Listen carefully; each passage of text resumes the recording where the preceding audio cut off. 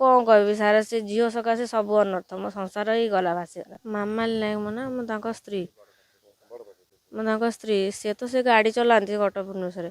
ଆଉ ସେ ଝିଅ ସାଙ୍ଗରେ ପଡ଼ିଲା ଦିନଠୁ ଆମକୁ କିଛି ପଚରା ଉଚରା ବି ନାହିଁ।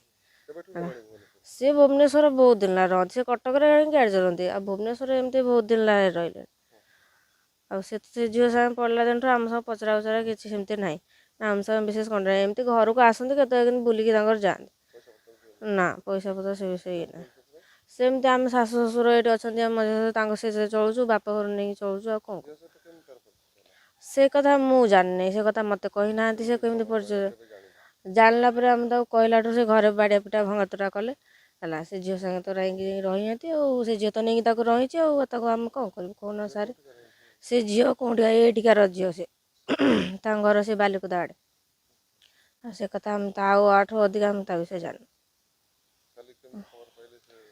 କାଲି ଆମର ଏଠିକା ପିଲା ସବୁ କହିଲେ ଯେ ନ୍ୟୁଜ୍ରେ ଏମିତି ଏମିତି ବାହାରିଛି, ତାପରେ ଆମେ ଯାଇ ଖବର ଘରକୁ ସେମିତି 15 ଦିନ ତାଙ୍କ ମନ ହେଲେ ଆସେ, ପୁଣି ପଳାଏ। ଆଉ ସେମିତି ଇଏ ଯିବା ଆସିବା ନାହିଁ ନା, ଭଲ ମନ୍ଦ ନାହିଁ ନା, ଫୋନ୍ ଫାନ୍ ନାହିଁ ନା, ବିଶେଷ ନାହିଁ। ଘରେ କେହି ନାହାନ୍ତି, ଆମ ମା ଝିଅ ଏକା। ଆଉ କିଏ ଆମ ଶାଶୁ ଶ୍ୱଶୁର ଡେଥ୍ ହେଇଯାଇଛନ୍ତି। ହଁ ଆମ ଶାଶୁ ଶ୍ୱଶୁର ବହୁତ, ମୁଁ ଆସିନଥିଲି ସେ ଡେଥ୍ ହେଇଛନ୍ତି। ମୋ ବାହାଘର 10 ବର୍ଷ ହେଇଗଲା। ସେ ଭୁବନେଶ୍ୱର ବହୁତ ଦିନଠାରୁ ରହିଲେଣି ଆସିକି। ଏଇଠି ହେଇଯିବ ନିହାତି 5-6 ବର୍ଷ କି ଉପରେ ହେଇଯିବ, ଅଧିକା ହେଇଯିବ।